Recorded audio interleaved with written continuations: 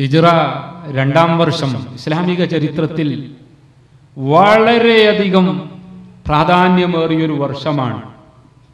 കാരണം നമുക്കറിയാം, മക്കയിൽ ഈ തൗഹീദിന്റെ സന്ദേശവുമായി മുഹമ്മദ് മുസ്തഫ സല്ലല്ലാഹു അലൈഹി വസല്ലമ തങ്ങൾ വന്നപ്പോൾ എത്രമാത്രം പ്രയാസങ്ങൾ അനുഭവിക്കേണ്ടി വന്നു. അതുവരെ മുഹമ്മദിന്റെ കൂടെ മാത്രമേ ഭക്ഷണം കഴിക്കൂ എന്ന് ശാഠ്യമുള്ളവരായിരുന്നു ഖുറൈശികൾ. തങ്ങളുടെ കച്ചവട സംഘം പോകുമ്പോൾ മുഹമ്മദിനെ കൂടെ കിട്ടിയിരുന്നെങ്കിൽ എന്ന് ആഗ്രഹമുള്ളവരായിരുന്നു അവർ മുഴുവനും. പക്ഷേ ഖദീജ മാത്രമാണ് അതിൽ വിജയിച്ചത്.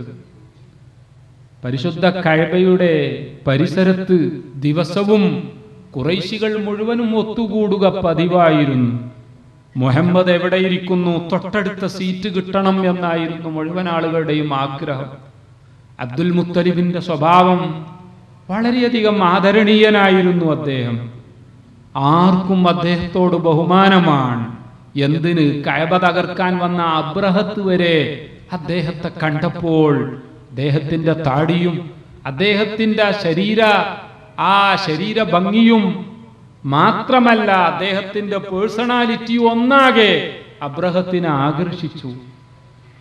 അബ്രഹത്തുമായിട്ടുള്ള കൂടിക്കാഴ്ചയിൽ അബ്ദുൽ മുത്തലിബ് നിങ്ങൾ എന്തിനാണ് വന്നത് എന്ന് ചോദിച്ചപ്പോൾ, നിങ്ങളുടെ സൈന്യം പിടിച്ചുകൊണ്ടുപോയ എന്റെ ഒട്ടകങ്ങളെ തിരിച്ചു വാങ്ങിക്കൊണ്ടുപോകാനാണ് ഞാൻ വന്നത് എന്ന് പറയുമ്പോൾ അബ്രഹത്ത് നടത്തുന്ന ഒരു കമന്റ് ഉണ്ട്.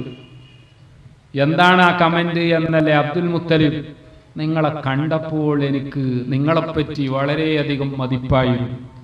പക്ഷേ നിങ്ങളുടെ സംസാരം കേട്ടപ്പോൾ 0 ആയിപ്പോയി. അബ്ദുൽ മുത്തലിബ് ചോദിച്ചു, അതെന്തേ? എന്നെ കണ്ടപ്പോൾ വളരെ വലിയ മതിപ്പ്, എന്റെ സംസാരം കേട്ടപ്പോൾ എന്നെ പറ്റിയുള്ള മതിപ്പ് അപ്പാടെ ഇല്ലാതായതെന്തേ? അബ്രഹത്ത് എന്ന ആ സൈനിക കമാൻഡർ പറയുകയാണ്, ഞാൻ കരുതിയത് നിങ്ങൾ എന്റെ മുന്നിൽ വന്ന് നടത്താൻ പോകുന്ന റിക്വസ്റ്റ് ഈ പരിശുദ്ധ ദേവാലയത്തെ ആക്രമിക്കരുത് എന്നുള്ള ഒരു ഹംബിൾ റിക്വസ്റ്റ്, അതിനായിരിക്കും നിങ്ങൾ വന്നത് എന്നാണ്. ദേവാലയം ആക്രമിക്കാൻ വേണ്ടി വന്ന എന്നോട് നിങ്ങൾക്ക് പറയാനുള്ളത്, please please please don't do it, അത് ചെയ്യരുത്. എന്റെ ആടുകളെ വേണമെങ്കിൽ കൊണ്ടുപോയിക്കോളൂ, എന്റെ ഒട്ടകങ്ങൾ മുഴുവനും നിങ്ങൾ എടുത്തോളൂ, മാത്രമല്ല ഇനിയും പാരിതോഷികങ്ങൾ ആവശ്യമുണ്ടെങ്കിൽ അത് മുഴുവൻ തരാൻ തയ്യാറാണ്. ദയവ് ചെയ്ത് ഈ ദൈവം തമ്പുരാൻ ഭൂമിയിൽ ആദ്യമായി അവനെ മുന്നിൽ തലകുനിക്കാൻ വേണ്ടി, അവനെ സാഷ്ടാംഗം ചെയ്യാൻ വേണ്ടി ഉണ്ടാക്കിയ ഈ ദേവാലയം തകർക്കരുത് എന്നായിരിക്കും നിങ്ങളുടെ റിക്വസ്റ്റ് എന്നാണ് ഞാൻ മനസ്സിലാക്കിയത്. പക്ഷേ നിങ്ങളെ കണ്ടപ്പോഴുള്ള മതിപ്പ് പോയി. കാരണം നിങ്ങൾ പറയുന്നത് എന്റെ ആടുകളെയും ഒട്ടകങ്ങളെയും തിരിച്ചു തരാനാണ്. അബ്ദുൽ മുത്തലിബ് പറഞ്ഞു, എന്നാൽ വെറുതെ മതിപ്പ് നഷ്ടപ്പെടുത്തേണ്ട. എന്താണ് മതിപ്പ് നഷ്ടപ്പെടുത്തേണ്ട എന്ന് അബ്ദുൽ മുത്തലിബ് പറഞ്ഞത്? കാരണം അബ്ദുൽ മുത്തലിബ് പറഞ്ഞു, ആടിനും ഒട്ടകത്തിനും യജമാനനായി ഞാനേ ഉള്ളൂ, ദേവാലയത്തിന്റെ യജമാനനായി ദൈവം തമ്പുരാനുണ്ട്. ആ ദൈവം തമ്പുരാന് വേണമെങ്കിൽ അവൻ രക്ഷപ്പെടുത്തട്ടെ, അവന് വേണ്ട എങ്കിൽ നിങ്ങളെ കൊണ്ട് അവൻ എന്താണോ ചെയ്യിക്കാൻ ഉദ്ദേശിച്ചത് അത് നടക്കട്ടെ. അതേസമയം എന്റെ ഒട്ടകങ്ങൾക്കും ആടുകൾക്കും ഞാനല്ലാതെ യജമാനില്ല, അവർക്ക് വേണ്ടി വാദിക്കാൻ തന്നെയാണ് ഞാൻ വന്നത്. അബ്ദുൽ മുത്തലിബിന്റെ പേഴ്സണാലിറ്റിയെ പറ്റി പറഞ്ഞപ്പോൾ അതുകൂടി പരാമർശിച്ചു എന്ന് മാത്രം. ആ അബ്ദുൽ മുത്തലിബ് പരിശുദ്ധ കഅബയുടെ പരിസരത്ത് ആ ഖുറൈശികളുടെ മീറ്റിംഗിൽ അധ്യക്ഷ സ്ഥാനം വഹിക്കുമ്പോൾ സ്റ്റേജിലിരിക്കാൻ ആരും തന്നെ തയ്യാറാകുമായിരുന്നില്ല. പക്ഷേ മുഴുവൻ ആളുകളും മുഹമ്മദ് നീ അവിടെ പോയിരിക്കണം എന്ന് പറയുമായിരുന്നു. എല്ലാവർക്കും അത്രയും പ്രിയപ്പെട്ടവരായി. പക്ഷേ ഏകദൈവ വിശ്വാസത്തിലേക്ക് മുഹമ്മദുർ റസൂലുള്ളാഹി സ്വല്ലല്ലാഹു അലൈഹി വസല്ലമ തങ്ങൾ പ്രബോധനം നടത്തിയപ്പോൾ നമ്മൾ കാണുന്നത് ആ സ്നേഹിച്ച ആളുകൾ മുഴുവനും എതിർക്കുകയാണ്. മുഹമ്മദ് നബിയെ അവർ പീഡിപ്പിക്കുകയാണ്, അനുയായികളെ പീഡിപ്പിക്കുകയാണ്. ഉമ്മമാരെ, പെങ്ങന്മാരെ നിങ്ങൾ കേട്ടിട്ടില്ലേ? സുമയ്യ എന്ന ആ സഹോദരിക്ക് അന്ന് 36 വയസ്സേ ഉണ്ടായിരുന്നുള്ളൂ. ആ സുമയ്യ മൃതിയടഞ്ഞത്, മരണത്തെ നേരിട്ടത് നിങ്ങൾ കേട്ട ചരിത്രമല്ലേ?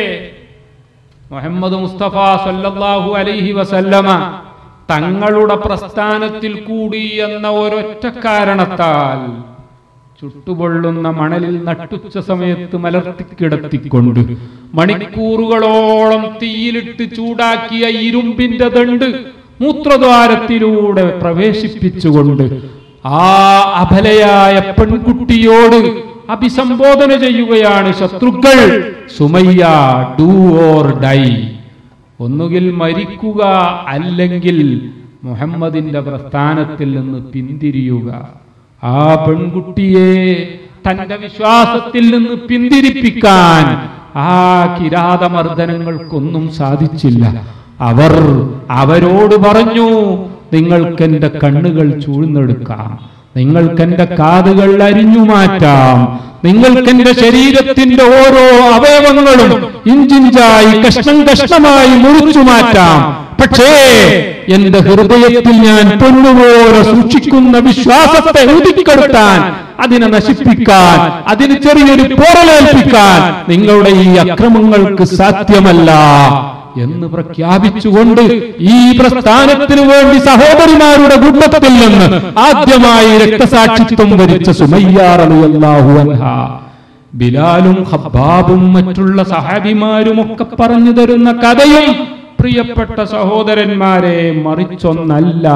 കഴുത്തിൽ ചങ്ങലയിട്ട് നട്ടുച്ച സമയത്ത് റോഡിലൂടെ, മണലിലൂടെ, കല്ലിലൂടെ അടിമകളായ കുട്ടികൾ വലിച്ചിഴച്ചു കൊണ്ടുപോകുന്ന ബിലാലിനെ കാണുമ്പോൾ, ആ ചരിത്രം ഓർക്കുമ്പോൾ നോക്കി നിൽക്കുന്നവർ ബിലാലിനെ കല്ലെറിയുകയാണ്. എന്തിന്റെ പേരിൽ പ്രിയപ്പെട്ട സഹോദരന്മാരെ? മറ്റൊന്നിന്റെ പേരിലുമല്ല, ഈ വിശ്വാസത്തിന്റെ വക്താവായി എന്നതിന്റെ പേരിൽ. അങ്ങനെ പലതരത്തിലുള്ള മർദ്ദനങ്ങൾ. ഒരു ദിവസം പൂർവാഹന നിസ്കാരത്തിന് വേണ്ടി പ്രവാചകൻ പരിശുദ്ധ കഅബയുടെ മുന്നിലെത്തി. നിസ്കാരത്തിന്റെ ഏതാനും മിനിറ്റുകൾ കഴിഞ്ഞു സൃഷ്ടാവിന്റെ മുന്നിൽ തലകുനിച്ചുകൊണ്ട് സാഷ്ടാംഗം ചെയ്യുമ്പോൾ പിന്നാലെ അതാ വരുന്നു ശത്രുക്കളിലെ ഒരു അധമനായ മനുഷ്യൻ. ആഴ്ചകൾക്ക് മുമ്പ് അറുക്കപ്പെട്ട ഒട്ടകത്തിന്റെ ചീഞ്ഞുനാറുന്ന കുടൽമാല കൊണ്ടുവന്ന് ബഹുമാനപ്പെട്ട റസൂലുള്ളാഹി സ്വല്ലല്ലാഹു അലൈഹി വസല്ലമ തങ്ങളുടെ കഴുത്തിലിട്ട ചരിത്രം നിങ്ങൾക്ക് ഓർമ്മയില്ലേ? മറ്റൊരിക്കൽ നിസ്കരിച്ചു കൊണ്ടിരിക്കുമ്പോൾ പിന്നിൽ നിന്ന് വന്നുകൊണ്ട് ഷാള് കഴുത്തിലേക്കിട്ട് ആ ഷാള് കഴുത്തിൽ മുറുക്കിക്കൊണ്ട് ശ്വാസം മുട്ടിച്ചു കൊല്ലാൻ ഒരുങ്ങുന്ന സന്ദർഭം പരിസരത്ത് ആരുമുണ്ടായിരുന്നില്ല. എങ്ങു നിന്നോ അള്ളാഹുവിന്റെ പ്രത്യേക സഹായം പോലെ ബഹുമാനപ്പെട്ട അബൂബക്കർ സിദ്ദീഖ് റളിയല്ലാഹു അൻഹു ഓടി വന്നു. അന്ന് ഹിറാ ഗുഹയിൽ, അതുപോലെ തന്നെ പിന്നീട് തൗർ ഗുഹയിൽ, അങ്ങനെ അള്ളാഹുവിന്റെ സഹായം പലപ്പോഴും പലതരത്തിലാണല്ലോ വന്നത്. അന്ന് ബഹുമാനപ്പെട്ട സിദ്ദീഖ് റളിയല്ലാഹു അൻഹു വന്നുകൊണ്ട് ആ ഷാളിട്ട് മുറുക്കി ശ്വാസം മുട്ടിച്ചു കൊല്ലാനൊരുങ്ങിയ ശത്രുവിനെ പിടിച്ചു മാറ്റിക്കൊണ്ട്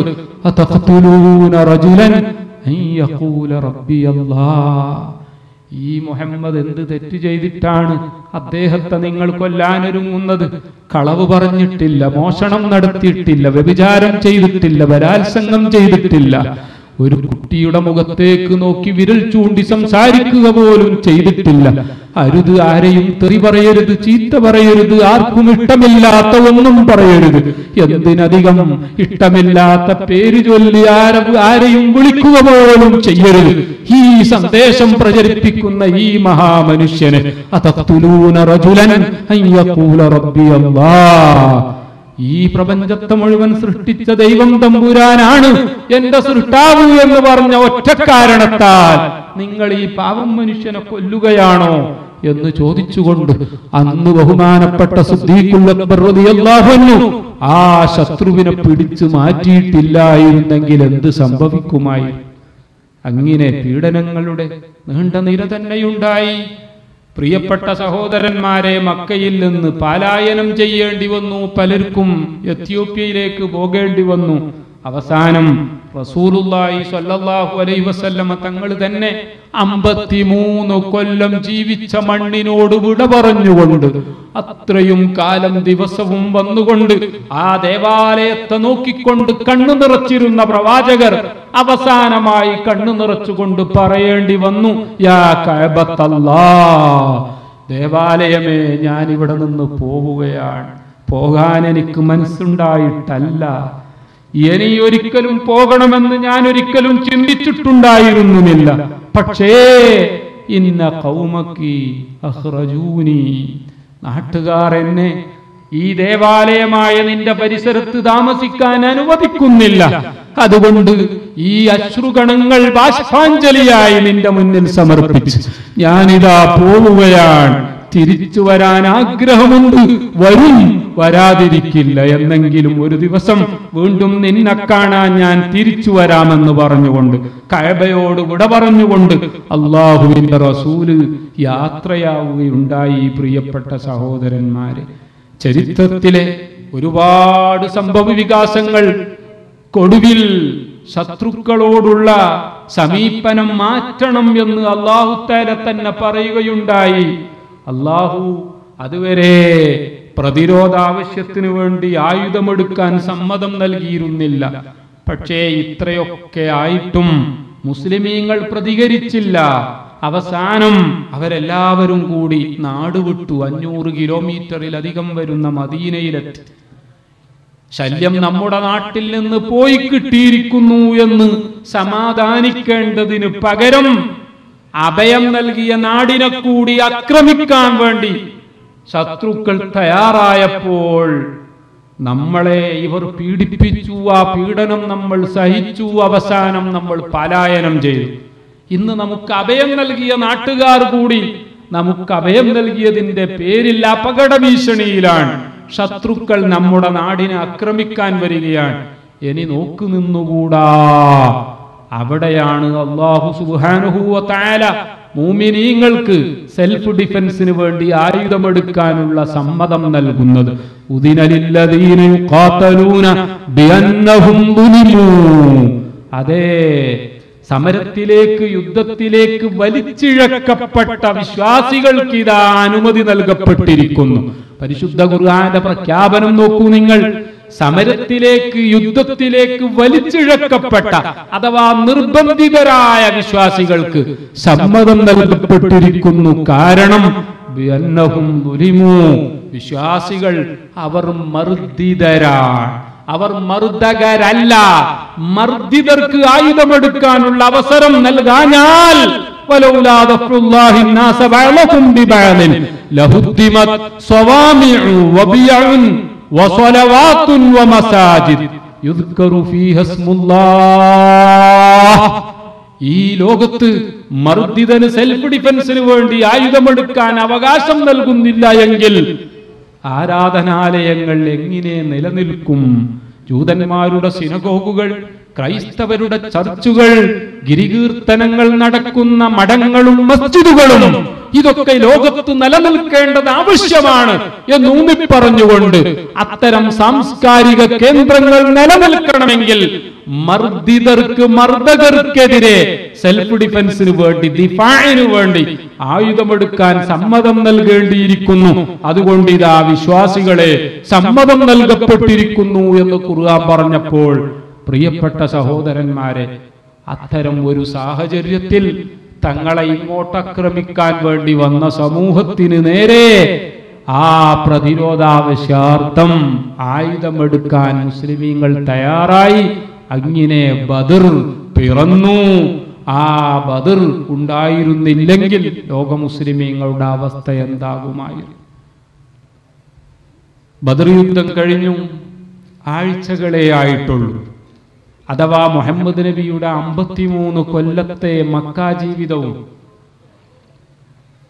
2 വർഷത്തെ മദീന ജീവിതവും ആകെ കൂടി 55 വർഷം പിന്നിട്ടിരിക്കും.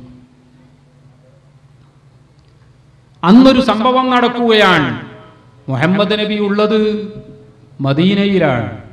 അബൂബക്കർ, ഉമർ, ഉസ്മാൻ, അലി റളിയല്ലാഹു അൻഹും മുഴുവൻ പേരും മദീനയിലാണ്. വിശ്വാസികൾ മുഴുവനും ഉള്ളത് മദീനയിലാണ്. മക്കയുടെ പരിശുദ്ധ കഅബയുടെ പരിസരം എന്താണ് അന്നത്തെ അവിടുത്തെ സാഹചര്യം? നമുക്കറിയാം, ഹജ്ജ് സീസണിൽ പോയാൽ പരിശുദ്ധ കഅബയുടെ ചുമര്, ഹജറുൽ അസ്വദ് അല്ല, ചുമര് ഒന്ന് തൊടണമെങ്കിൽ എത്ര പ്രയാസമാണ്. റമദാനിലെ ഉംറക്ക് പോയാൽ അവസ്ഥ അതാണ്. ഹജ്ജ് കഴിഞ്ഞു, മുഹറവും സഫറും കഴിഞ്ഞു, അഥവാ സഫർ മാസത്തിന്റെ ആദ്യത്തിൽ നമുക്ക് അവിടെ പോകാൻ സമയം കിട്ടിയാലോ അവിടെ തിരക്കൊഴിഞ്ഞ അവസ്ഥയാണ്. സൗകര്യം പോലെ തവാഫ് ചെയ്യാം, ഹജറുൽ അസ്വദ് മുത്താം, അതേപോലെ ഇബ്രാഹിം മഖാമിന്റെ അടുത്ത് നിന്ന് നിസ്കരിക്കാം, റുക്നുൽ യമാനിയും റുക്നുൽ ഷാമിയും എവിടെയൊക്കെ കൂടണമോ അവിടെയൊക്കെ കൂടാം, തിരക്ക് കുറയും. വിശ്വാസികൾ മുഴുവൻ മക്കയിൽ നിന്ന് മദീനയിലേക്ക് പോന്നു. മക്കയിൽ വിശ്വാസികളാണ് എന്ന് പരസ്യമായി അറിയപ്പെട്ട ആരുമില്ല. രഹസ്യമായി വിശ്വാസം കാത്തു സൂക്ഷിക്കുന്ന കുറഞ്ഞ ആളുകൾ മാത്രമേ അവിടെയുള്ളൂ. ആ സമയത്ത് അന്ന് രാവിലെ 9 മണി പരിശുദ്ധ കഅബയുടെ വടക്ക് ഭാഗത്ത് ഹിജ്ർ ഇസ്മായിൽ എന്ന് പറയുന്ന ഒരു ചെറിയ ഏരിയ വളച്ചു കെട്ടിയത് അവിടെ പോയവർക്ക് പരിചയമുണ്ടാകും. തവാഫ് കഴിഞ്ഞ് പല ആളുകളും അതിൻ്റെ ഉള്ളിൽ കയറിയിരിക്കാറുണ്ട്. അത് കഅബയുടെ ഉൾഭാഗമായിട്ട് പരിഗണിക്കപ്പെടുന്ന സ്ഥലമാണ്. ആ ഹിജ്ർ ഇസ്മായിലിൽ 2 ആളുകൾ ഇരിക്കുന്നു, മറ്റാരും അവിടെയില്ല. ശരി, ഹജറുൽ അസ്വദിന്റെ ഭാഗത്തോ കഅബയുടെ വാതിലിനടുത്തോ അല്ലെങ്കിൽ ഇബ്രാഹിം മഖാമിനടുത്തോ എവിടെയും ആരുമില്ല. അന്ന് ആ സമയത്ത് അവിടെ ആകെ 2 പേർ. ആരായിരുന്നു 2 പേർ? അതിൽ ഒരാളുടെ പേര് സഫ്വാൻ, ഉമയ്യത്തിന്റെ മകനാണ് അയാൾ. രണ്ടാമത്തെ ആളുടെ പേര് ഉമൈർ, അയാളുടെ അച്ഛന്റെ പേര് വഹബ് എന്നാണ്. വഹബിന്റെ മകൻ ഉമൈറും ഉമയ്യത്തിന്റെ മകൻ സഫ്വാനും 2 പേരും ഇസ്ലാമിന്റെ ആജന്മ ശത്രുക്കളാണ്. 2 പേരും ബദറിൽ മുസ്ലിമീങ്ങൾക്കെതിരെ യുദ്ധം ചെയ്യാൻ വേണ്ടി എല്ലാ കഴിവും വിനിയോഗിച്ചവരാണ്. മാത്രമല്ല, ഉമൈറിന്റെ മകൻ അന്നത്തെ യുദ്ധത്തിൽ ബന്ദിയായി പിടിക്കപ്പെട്ട് മദീനയിൽ മുഹമ്മദ് മുസ്തഫ സല്ലല്ലാഹു അലൈഹി വസല്ലമ തങ്ങളുടെ തടങ്കലിലുമാണ്. ബദർ കഴിഞ്ഞ് ആഴ്ചകളെ ആയിട്ടുള്ളൂ. ഈ പൂർവാഹന സമയത്ത് ഹിജ്ർ ഇസ്മായിലിൽ ഇരുന്ന് ഈ 2 ആളുകൾ എന്താണ് ചർച്ച ചെയ്യുന്നത്? ഒരു വീടിതായെന്ന് ഒരാൾ പറയുകയും അല്ല, ഒരു സിഗരറ്റ് തന്നെ ആകട്ടെ എന്ന് മറ്റേയാൾ പറയുകയും ചെയ്തതല്ല, അല്ലെങ്കിൽ ഒരു സ്മോൾ അടിക്കാൻ വേണ്ടി ഒരുമിച്ച് കൂടിയതല്ല. 2 ആളും കൂടി ചർച്ച ചെയ്യുകയാണ്. ഹോ, മരിച്ചാലും മറക്കൂല, അന്നത്തെ ബദർ നമ്മൾ മുഹമ്മദിനെ അണ്ടർ എസ്റ്റിമേറ്റ് ചെയ്തു, അയാളുടെ കഴിവ് നാം കുറച്ച് കണ്ടു, അതാ പറ്റിയത്. സഫ്വാൻ പറയുകയാണ്. ഉമൈർ പറഞ്ഞു, അല്ല, അതെങ്ങനെയാ നിങ്ങൾ പറയുക? മുഹമ്മദിന്റെ കൂടെ ആകെ 300 പേരല്ലേ ഉള്ളൂ, നമ്മൾ 1000-ലധികം പേരുണ്ടായിരുന്നില്ലേ? നമ്മളെല്ലാ തയ്യാറെടുപ്പും നടത്തിയിരുന്നു. പക്ഷേ സ്ട്രാറ്റജി അഥവാ യുദ്ധതന്ത്രം മുഹമ്മദിനാണ് കൂടുതൽ മനസ്സിലായത്. അപ്പോഴേക്ക് സഫ്വാൻ, ഇനി അതിന്റെ കാരണങ്ങളൊന്നും അന്വേഷിച്ചിട്ട് കാര്യമില്ല, ആ നശിച്ച ദിവസം മറക്കാൻ ഇനി എന്താണൊരു മാർഗം? ഉമൈർ പറഞ്ഞു, മറക്കാൻ വേറെ ഒരു മാർഗമേ ഉള്ളൂ, ആകെ ഒരേ ഒരു മാർഗം. എന്താണ് മാർഗം? സഫ്വാൻ ആരാഞ്ഞു.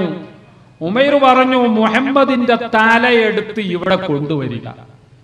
അങ്ങനെ ഈ മക്കയിലെയും പരിസരത്തെയും മുഴുവൻ ആളുകളും ഒരുമിച്ചുകൂടി മുഹമ്മദിന്റെ തല മുന്നിൽ വെച്ച് കുട്ടികൾ ഫുട്ബോൾ കളിക്കുമ്പോൾ ആ തല കൊണ്ട് കളിക്കണം, എങ്കിലേ ബദറിൽ നമുക്കേറ്റ ആ വലിയ പരാജയം നമുക്ക് മറക്കാൻ കഴിയൂ. സഫ്വാൻ പറഞ്ഞു, വളരെ നല്ല അഭിപ്രായം, പക്ഷേ ഇത് ആർക്ക് നടപ്പാക്കാൻ കഴിയും? അപ്പോഴാണ് വഹബിന്റെ മകൻ ഉമൈർ പറഞ്ഞു, ലൗലാ ദൈനുൻ അലയ്യ വഴിയാലി,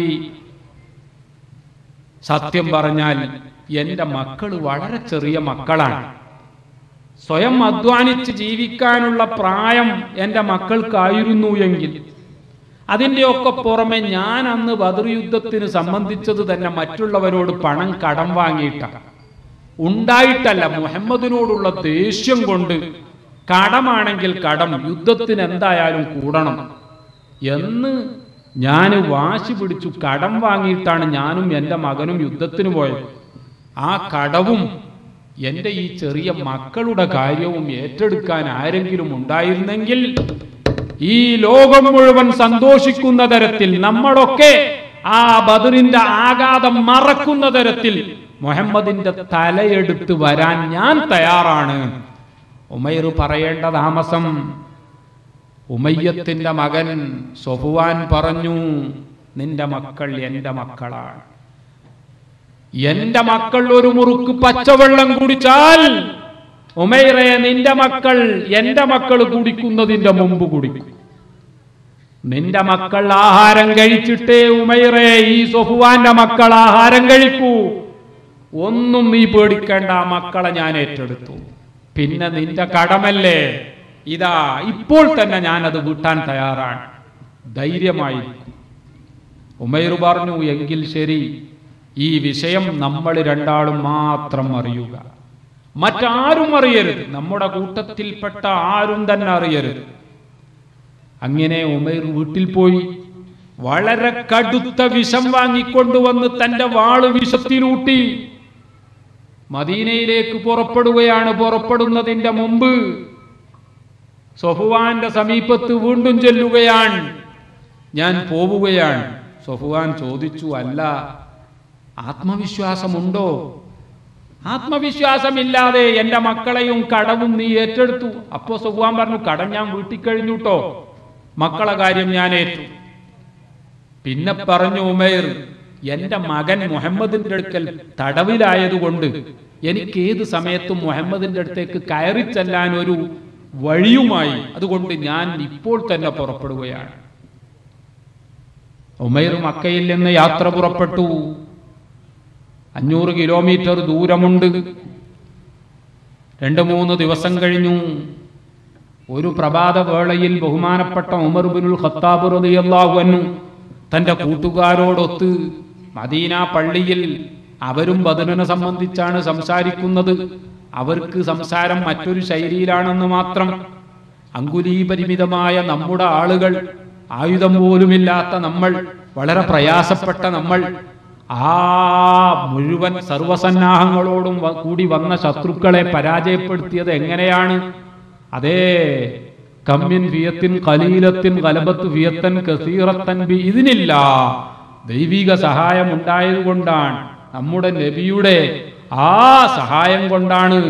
അതുകൊണ്ടല്ലേ വലഖദ് നസറക്കുമുല്ലാഹു ബി ബദിരിൻ, ബദർ എന്ന് പറഞ്ഞാൽ അള്ളാന്റെ റസൂലിന്റെ പേരാ. അപ്പൊ അല്ലാഹു തആല നിങ്ങളെ സഹായിച്ചത് ബി ബദിരിൻ എന്ന് പറഞ്ഞാൽ ഒരർത്ഥം, നിങ്ങൾ ഒരു പക്ഷേ ഈ അർത്ഥം കേട്ടിട്ടുണ്ടാവില്ല, ഞാൻ പുതിയ അർത്ഥമാണ്. നസറക്കുമുല്ലാഹു ബി ബദിരിൻ, ബദറുൽ മുനീറായ റസൂലുള്ളാഹി സ്വല്ലല്ലാഹു അലൈഹി വസല്ലമ തങ്ങളെ കൊണ്ടാണ് അല്ലാഹു തആല നിങ്ങളെ സഹായിച്ചത്. ഇങ്ങനെയുള്ള വിഷയങ്ങളൊക്കെ ഉമർ ഇബ്നുൽ ഖത്താബ് റളിയല്ലാഹു അൻഹുവും കൂട്ടരും ചർച്ച ചെയ്തുകൊണ്ടിരിക്കുമ്പോഴാണ് വാള് അണിഞ്ഞുകൊണ്ട് ഉമൈർ ദൂരെ നിന്ന് നടന്ന് വരുന്നത് ഉമർ ഇബ്നുൽ ഖത്താബ് റളിയല്ലാഹു അൻഹു കാണുന്നത്. ഉടനെ തന്നെ സംസാരം നിർത്തി കൂടെയുള്ളവരോട് പറഞ്ഞു, ഹാദൽ കൽബു അദുവുല്ലാഹി ഉമൈർ. അതിന്റെ നേരെ പരിഭാഷപ്പെടുത്തുകയാണെങ്കിൽ അതാ ആ നായ വരുന്നു, അല്ലെങ്കിൽ ആ പട്ടി വരുന്നു എന്നൊക്കെ പറയാം. ഇത്രയും വലിയ നമ്മുടെ ശത്രുവായ ഉമൈർ വരുന്നുണ്ട്, ശ്രദ്ധിക്കണം. ഉടനെ ഉമർ ഇബ്നുൽ ഖത്താബ് റളിയല്ലാഹു അൻഹു എഴുന്നേറ്റ് ചെന്നു അള്ളാഹുവിന്റെ റസൂലിന്റെ അടുത്ത് ചെന്നുകൊണ്ട് പറഞ്ഞു, നബിയേ, ആ കള്ളപ്പഹയൻ വരുന്നുണ്ട്, ഉമൈർ വരുന്നുണ്ട്. മാ ജാഅ ഇല്ലാ ബിശർ, അയാളെന്തോ കുഴപ്പമുണ്ടാക്കാനാണ് വന്നത്. അത് പറഞ്ഞു തന്റെ കൂടെയുള്ള ഏതാനും സഹാബാക്കളോട് ഉമർ ഇബ്നുൽ ഖത്താബ് റളിയല്ലാഹു അൻഹു പറഞ്ഞു, നിങ്ങൾ അങ്ങോട്ട് പോയി അള്ളാന്റെ റസൂലിന്റെ അടുത്തിരിക്കണം. ഇവൻ വരുന്നത് എന്തിനാണ് എന്ന് നമുക്കറിയില്ല, അതുകൊണ്ട് നല്ലതുപോലെ ശ്രദ്ധിക്കണം. ഉമൈർ അടുത്ത് വന്നപ്പോൾ ഉമർ ഇബ്നുൽ ഖത്താബ് റളിയല്ലാഹു അൻഹു അദ്ദേഹത്തിന്റെ കൈ പിടിച്ചുകൊണ്ട് അയാളെ പിടിച്ച് അങ്ങനെ തന്നെ അള്ളാന്റെ റസൂലിന്റെ ഹദ്റത്തിലേക്ക് കൊണ്ടുചെന്നു. ആ പിടുത്തത്തിന്റെ അർത്ഥം നിന്നെ ഞാൻ ജീവനുണ്ടെങ്കിൽ വിടൂല എന്നാണ് അർത്ഥം. അള്ളാഹുവിന്റെ റസൂൽ ഉമർ ഇബ്നുൽ ഖത്താബ് റളിയല്ലാഹു അൻഹുവിനോട് പറയുന്നു, അർസിൽഹു യാ ഉമർ ഉദ്നു യാ ഉമൈർ. ഉമർ ഇബ്നുൽ ഖത്താബ് റളിയല്ലാഹു അൻഹുവിനോട് പറഞ്ഞു, അർസിൽഹു യാ ഉമർ, അയാളെ പിടിച്ചു വെക്കണ്ട, കൈവിട്ടേ. ഈ വന്ന ആളോട് ഉമൈറിനോട് പറഞ്ഞു, ഉദ്നു യാ ഉമൈർ, ഉമൈറെ അടുത്തു വാ. നോക്കണം അള്ളാഹുവിന്റെ റസൂലിന്റെ സ്വഭാവം. ഉമൈർ അടുത്തു ചെന്നു. എന്തേ ഉമൈർ വന്നത്? ഒന്നുമില്ല മുഹമ്മദ്, വന്നത് എന്റെ മകൻ നിങ്ങളുടെ അടുത്ത് ബന്ദിയാണല്ലോ, അവനെ മോചിപ്പിച്ചു കൊണ്ടുപോകുന്ന വിഷയം സംസാരിക്കാൻ വേണ്ടി വന്നതാണ്. അതിനുവേണ്ടി തന്നെയാണോ വന്നത്? അതെ, അതിനുവേണ്ടി തന്നെയാണ്. പിന്നെന്തിനാ ഈ വാള്? അപ്പൊ ഉമൈർ തമാശയിൽ മറുപടി പറഞ്ഞു, ഈ വാള് കൊണ്ട് എന്ത് നേടാനാ? ഈ വാള് കൊണ്ട് എന്തെങ്കിലും നേടാൻ കഴിഞ്ഞിരുന്നെങ്കിൽ അത് അന്ന് ബദറിൽ നേടേണ്ടിയിരുന്നില്ലേ? ഇതൊന്നിനും കൊള്ളാത്ത വാളാണ്. അല്ലാഹുവിന്റെ റസൂല് ചോദിച്ചു വീണ്ടും, ഉമൈറെ സത്യം പറ, ഉസ്തുഖ്നി, നീ എന്തിനാ വന്നത്? ഉമൈർ പറഞ്ഞു, നബിയെ എന്നല്ല മുഹമ്മദ്, ഞാൻ വന്നത് മറ്റൊന്നിനു വേണ്ടിയുമല്ല, ഞാൻ എന്റെ മകന്റെ കാര്യം സംസാരിക്കാൻ വേണ്ടി മാത്രമാണ്. സ്വഹാബാക്കളുടെ മുന്നിൽ വെച്ച് അള്ളാഹുവിന്റെ റസൂല് ഉമൈറിനോട് പറയുകയാണ്, ഉമൈർ, അല്ല, നീ പറയുന്നത് കളവാണ്.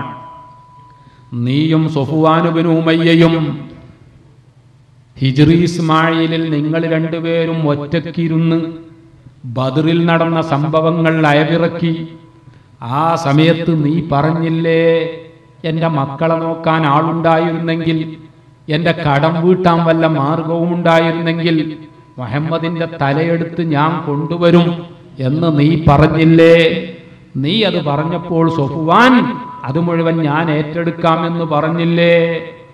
ഇതങ്ങ് അള്ളാഹുവിന്റെ റസൂല് ചോദിച്ചപ്പോൾ അള്ളാഹുവിന്റെ റസൂലിന്റെ തലയെടുക്കാൻ വേണ്ടി അങ്ങോട്ട് ചെന്ന ഉമൈർ എന്ന് പറയുന്ന ആ ദുഷ്ടനായിരുന്ന മനുഷ്യൻ ഉടനെ അയാളുടെ നാവിൽ നിന്ന് പുറത്തേക്ക് വരുന്നു, അശ്ഹദു അല്ലാ ഇലാഹ ഇല്ലല്ലാഹ് വ അശ്ഹദു അന്ന മുഹമ്മദർ റസൂലുള്ളാഹ്.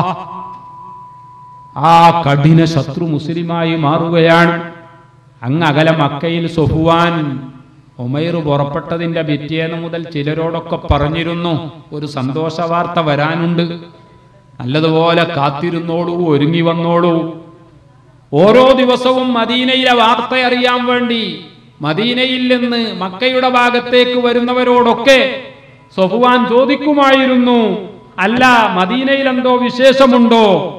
അവസാനം ഒരാൾ വന്നപ്പോൾ അയാൾ പറഞ്ഞു, മദീനയിലെ വിശേഷം മുഹമ്മദിന്റെ കൊടും ശത്രുവായിരുന്ന ഉമൈർ അവിടെ ചെന്ന് അയാളെ മതത്തിൽ കൂടിയിട്ടുണ്ട്. നോക്കണം, ഇസ്ലാം മതം പ്രചരിച്ചത് ഇങ്ങനെയാണ്. ആരെങ്കിലും പറയും പോലെ, പ്രചരിപ്പിക്കും പോലെ വാളുകൊണ്ട് പ്രചരിച്ച മതമല്ല പ്രിയപ്പെട്ടവരെ. വാളെടുത്തത് മുഴുവൻ ഇസ്ലാമിന്റെ ശത്രുക്കളായിരുന്നു. ഇസ്ലാമിനെ നശിപ്പിക്കാൻ, മുഹമ്മദ് നബിയെ കൊല്ലാൻ. എന്തിനധികം ഖലീഫ ഉമർ ഇബ്നുൽ ഖത്താബ് റളിയല്ലാഹു അൻഹു ഇസ്ലാം മതം സ്വീകരിച്ച ചരിത്രം നിങ്ങൾക്കൊക്കെ അറിയുന്നത് കൊണ്ട് ഞാനത് വിശദീകരിക്കുന്നില്ല. വാളെടുത്തുകൊണ്ട് പുറപ്പെട്ടത് എങ്ങോട്ടായിരുന്നു? മുഹമ്മദ് നബിയുടെ തലയെടുത്തു കൊണ്ടുവരാനല്ലേ? മക്കയിൽ വെച്ച് തന്നെ ഉമർ ഇബ്നുൽ ഖത്താബ് റളിയല്ലാഹു അൻഹു തയ്യാറായത്. പോകുന്ന വഴിയിൽ ഒരാൾ ചോദിച്ചു, അല്ല ഉമർ, ഈ വാളുമായിട്ട് എങ്ങോട്ടാ? ഒരു സംശയമില്ലാതെ ഉമർ റളിയല്ലാഹു അൻഹു അന്നേ ഓപ്പൺ ആയിട്ട് കാര്യങ്ങൾ കൈകാര്യം ചെയ്യുന്ന ആളാ, ഞാൻ മുഹമ്മദിന്റെ തലയെടുക്കാൻ പോകുകയാണ്. ഷടോ, ആദ്യം സ്വന്തം വീട്ടിൽ പോയി നന്നാക്കിയിട്ട് പോരെ മുഹമ്മദിന്റെ അടുത്തേക്ക് പോകുന്നത്? നിന്റെ പെങ്ങളും നിന്റെ അളിയനും അവര് മുഹമ്മദിന്റെ മതത്തിൽ കൂടിയിട്ടുണ്ട്, അവിടെ ചെല്ല്. അവിടെ ചെന്നു. സംഭവങ്ങളൊക്കെ പ്രസിദ്ധമാണ്. അവിടെ വെച്ച് ആദ്യമായി ഉമർ ഇബ്നുൽ ഖത്താബ് റളിയല്ലാഹു അൻഹുവിന്റെ ചെവിയിൽ ഒരു ശബ്ദം കേട്ടു. ആ ശബ്ദം താഴെ പറയും പ്രകാരമായിരുന്നു, ത്വാഹ മാ അൻസൽനാ അലൈക്കൽ ഖുർആന ലിതഷ്ഖാ. അല്ലാഹുവിന്റെ റസൂലിനെ അല്ലാഹു തആല വിളിക്കുന്നു. നോക്കണം, അള്ളാന്റെ റസൂല് സാധാരണ മനുഷ്യനാണോ? ഹിജ്ർ ഇസ്മായിലിൽ 500 കിലോമീറ്ററിലധികം ദൂരെ വെച്ച് നടക്കുന്ന രണ്ടാളുകൾ അവിടെ മൂന്നാമത്തെ ഒരാള് കേൾക്കാനില്ല. അവിടെ നടന്ന രഹസ്യം അള്ളാഹുവിന്റെ റസൂല് അറിഞ്ഞു എങ്കിൽ ആ റസൂല് സാധാരണ മനുഷ്യനാണോ?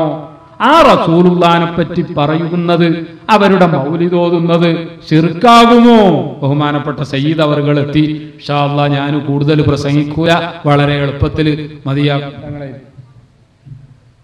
ബഹുമാനപ്പെട്ട റസൂലുള്ളാഹി സ്വല്ലല്ലാഹു അലൈഹി വസല്ലമ തങ്ങൾ ഹിജ്ർ ഇസ്മായിലിൽ നടക്കുന്ന സംഭവം മദീനയിൽ അറിഞ്ഞു. പ്രിയപ്പെട്ട സഹോദരന്മാരെ, സാധാരണ മനുഷ്യനാണോ? ഇത് പറയുന്നത് ശിർക്കാണോ? ഇത് ജനങ്ങൾക്ക് പറഞ്ഞു കൊടുക്കേണ്ടതല്ലേ? തബാറക്കല്ലാഹു മാ വഹയും ബിമുക്തസബി വലാ നബിയ്യുൻ അലാ ഗൈബിൻ ബിമുത്തഹമി മൗലായ സ്വല്ലി വസല്ലിം ദായിമൻ അബദാ അലാ ഹബീബിക ഖൈറിൽ ഖൽഖി കുല്ലിഹിം. ഇമാം ബൂസൂരി പറഞ്ഞത്, നബിമാർ എന്ന് പറഞ്ഞാൽ ആ നബിമാരുടെ ലക്ഷണം പറഞ്ഞത് എന്താന്നല്ലേ?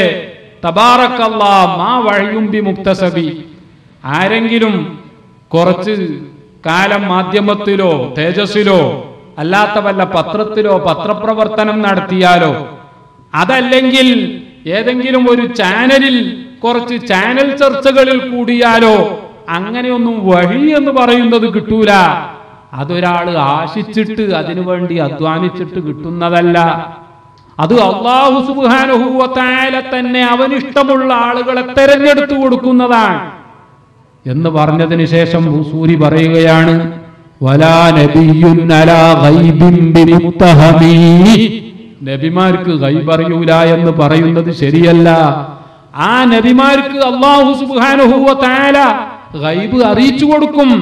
വമാ ഹുവ അലൽ ഗൈബി ബിളനീൻ. അല്ലാഹുവിന്റെ റസൂലിനെ പറ്റി ഖുർആൻ തന്നെ പറഞ്ഞത് നിങ്ങൾ കേട്ടിട്ടില്ലേ? നോക്കണം, അല്ലാഹുവിന്റെ റസൂല് ഗൈബ് അറിഞ്ഞു. അതാണ് സഫ്വാന്റെ ഉമൈറിന്റെ സംഭാഷണത്തിന്റെ ടെക്സ്റ്റ്. അങ്ങനെ തന്നെ അല്ലാഹുവിന്റെ റസൂല് അവിടെ നിന്ന് പറഞ്ഞു. അതുകൊണ്ടാണ് ഉമൈർ പറഞ്ഞത്, നബിയേ നിങ്ങൾ നബിയാണ് എന്ന് ഇപ്പോൾ എനിക്ക് പൂർണ്ണ ബോധ്യമായി. ഞാനും സഫ്വാനും അല്ലാതെ മൂന്നാമതൊരു ആള് അത് കേട്ടിട്ടേയില്ല. പിന്നെ നിങ്ങൾ അത് ഉള്ളതുപോലെ പറഞ്ഞപ്പോൾ നിങ്ങൾ നബിയാണെന്ന് എനിക്ക് ബോധ്യപ്പെട്ടു എന്ന് പറഞ്ഞിട്ടാണ് അയാൾ ഇസ്ലാം മതം സ്വീകരിച്ചത്.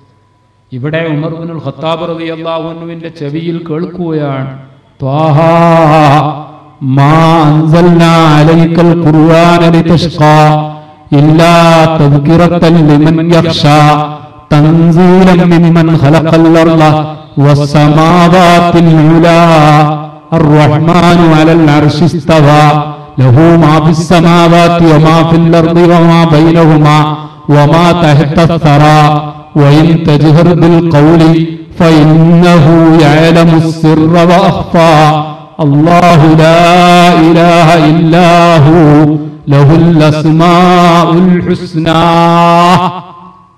അള്ളാഹുവിന്റെ റസൂലിന്റെ തലയെടുക്കാൻ വേണ്ടി വാളുമായി പുറപ്പെട്ട ഉമറിന്റെ ചെവിയിൽ കേൾക്കുകയാണ്, ത്വാഹ നബിയേ, ഈ ഖുർആൻ അങ്ങേക്ക് അവതരിച്ചതിന്റെ പേരിൽ അങ്ങേക്ക് പ്രയാസമോ?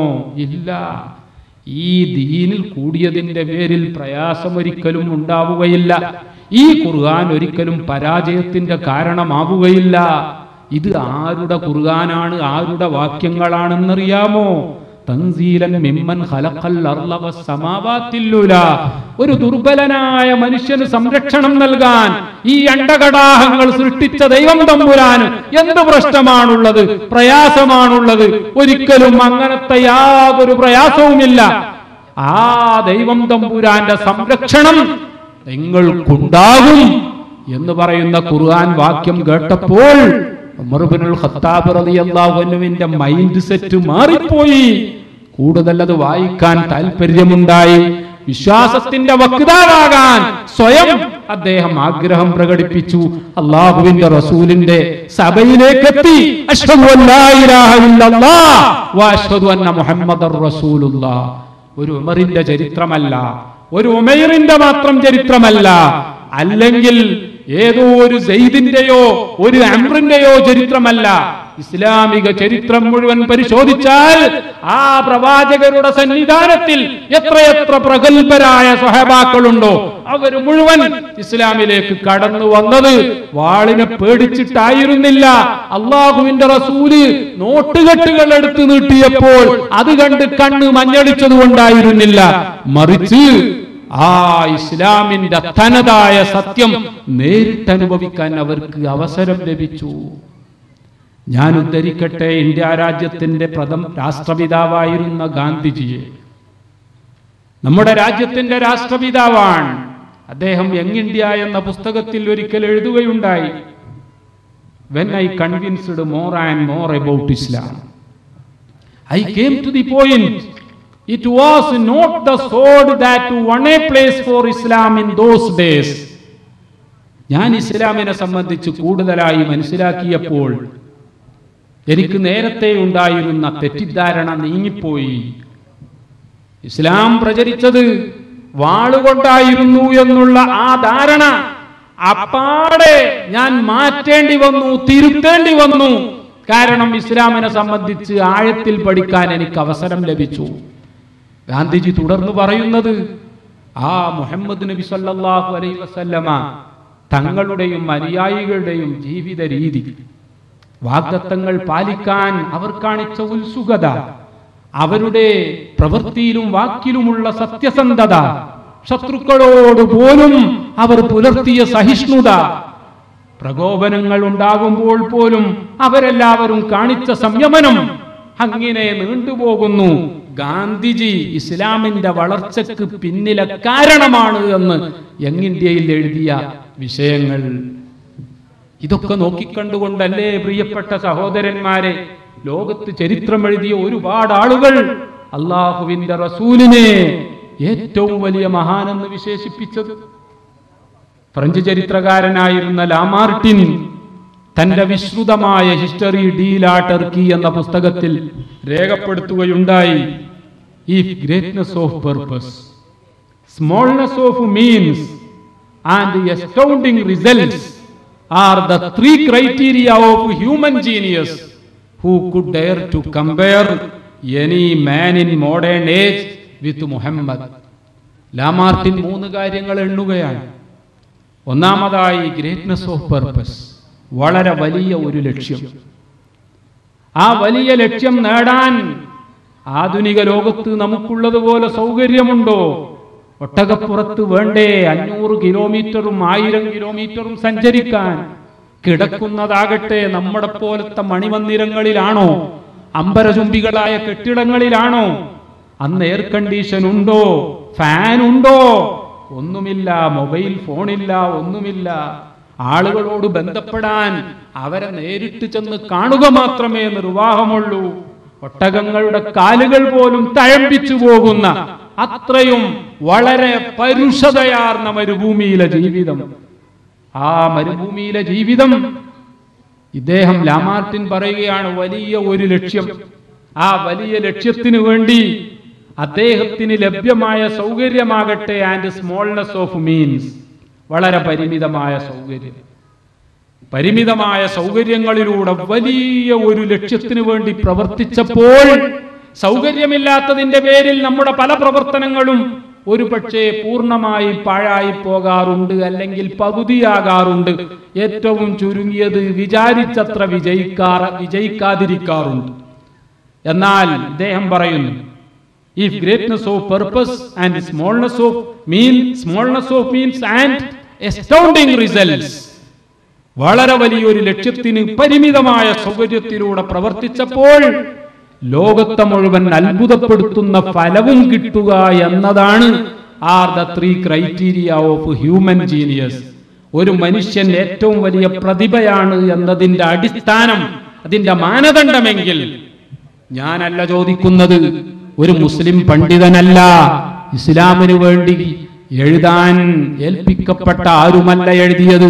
നെപ്പോളിയൻ ബോണപ്പാർട്ടിന്റെ ചരിത്രം വ്യക്തമായി വിലയിരുത്തിയ ജർമ്മനിയിലെ ആ blood and iron and blood എന്ന തത്വത്തിന്റെ ഉടമയായിരുന്ന അലക്സാണ്ടർ ബിസ്മാർക്കിനെ പഠനവിധേയമാക്കിയ കാൾ മാർക്സിന്റെയും എംഗൽസിന്റെയും തത്വം വളരെയധികം ആഴത്തിൽ പഠിച്ച അതേ ലാമാർട്ടിൻ അവരെയൊക്കെ ചരിത്രം പഠിച്ചതിന് ശേഷമാണ് മുഹമ്മദുർ റസൂലുള്ളാഹി സ്വല്ലല്ലാഹു അലൈഹി വസല്ലമ തങ്ങളെ സംബന്ധിച്ച് ഈ മാനദണ്ഡങ്ങൾ മുന്നിൽ വെച്ചുകൊണ്ട് ചോദിക്കുന്നത്, who could dare to compare any man in modern age with Muhammad? ആധുനിക ലോകത്ത് ആരുണ്ട് എനിക്ക് അയാളുടെ പേരൊന്ന് മുഹമ്മദിന്റെ പേരിന്റെ കൂടെ ചേർത്ത് വായിക്കാനും ആ ജീവിതം മുഹമ്മദിന്റെ ജീവിതവുമായി ഒന്ന് താരതമ്യം ചെയ്യാനും സാധിക്കാൻ ആരുണ്ട് ലോകചരിത്രത്തിൽ എന്ന് ലാമാർട്ടിൻ ചോദിച്ചു എങ്കിൽ, പ്രിയപ്പെട്ട സഹോദരന്മാരെ, എല്ലാ അർത്ഥത്തിലും സംസ്കാരരഹിതരായി ജീവിച്ചിരുന്ന വളരെ വലിയ ഒരു സമൂഹത്തെ 23 കൊല്ലം കൊണ്ട് ലോകത്തെ സംസ്കാരത്തിന്റെ ഉന്നതിയിലെത്തിച്ചുകൊണ്ട് 22,60,000 ചതുരശ്ര കിലോമീറ്ററിലധികം വിസ്തൃതി വരുന്ന ആ ഇസ്ലാമിക് സ്റ്റേറ്റ് ലോകത്തിനാകെ മോഡൽ സ്റ്റേറ്റായി പ്രഖ്യാപിച്ചുകൊണ്ട് അള്ളാഹുവിന്റെ റസൂല് ഈ ലോകത്ത് നിന്ന് വിട പറഞ്ഞപ്പോൾ സാക്ഷാൽ ബർണാഡ് ഷാ പറയുകയുണ്ടായി, if a man like Muhammad to assume the dictatorship of the present world, he can only bring the much needed peace and harmony to the world. അദ്ദേഹം പറയുകയുണ്ടായി, മുഹമ്മദ് മുസ്തഫ സല്ലല്ലാഹു അലൈഹി വസല്ലമ തങ്ങളെപ്പോലെ ഒരാൾ ആധുനിക ലോകത്തിന്റെ ഭരണത്തിന് നേതൃത്വം നൽകാനുണ്ടായിരുന്നു എങ്കിൽ അവർക്ക് മാത്രമേ ലോകത്ത് സമാധാനം കൊണ്ടുവരാൻ പറ്റൂ. എനിക്ക് നിങ്ങളോട് ഒരുപാട് പറയാനുണ്ട്, സമയം അനുവദിക്കാത്തതിനാൽ ബൈബിളിലെ ആ വാചകങ്ങൾ ഞാൻ ഇവിടെ അനുസ്മരിക്കുകയാണ്. I have much to tell you, but you could not bear it. ഇനിയും നിങ്ങളോട് വളരെയധികം പറവാനുണ്ട്, നിങ്ങൾക്കോ വഹിപ്പാനാവില്ല. അതുകൊണ്ട് ഈ പ്രസംഗം ഞാൻ ഇവിടെ അവസാനിപ്പിക്കുകയാണ്. മുഹമ്മദ് മുസ്തഫ സല്ലല്ലാഹു അലൈഹി വസല്ലമ തങ്ങൾ ലോകത്തിന് മുഴുവൻ മാതൃകയായിരുന്നു. അവിടുത്തെ അധ്യാപനങ്ങൾ സഹിഷ്ണുതയുടെയും അതുപോലെ തന്നെ സത്യസന്ധതയുടെയും വാഗ്ദാനം പാലിക്കുന്നതിന്റെയും സഹോദര്യത്തിന്റെയും സ്നേഹത്തിന്റെയും ഒക്കെ സന്ദേശങ്ങളായിരുന്നു. ആ സന്ദേശങ്ങൾ കൂടുതൽ പഠിക്കാനും പഠിക്കുന്നതിനനുസരിച്ച് അവ ജീവിതത്തിൽ പകർത്താനും നാം തയ്യാറായാൽ യാതൊരു സംശയവുമില്ല, ബർണാഡ് ഷാ പറഞ്ഞതുപോലെ ഒരു ശാന്തമായ, ഒരു സമാധാനമായ ഒരു ജീവിതത്തിലേക്ക് ലോകത്തെ കൊണ്ടുവരാൻ നമുക്ക് കഴിയും.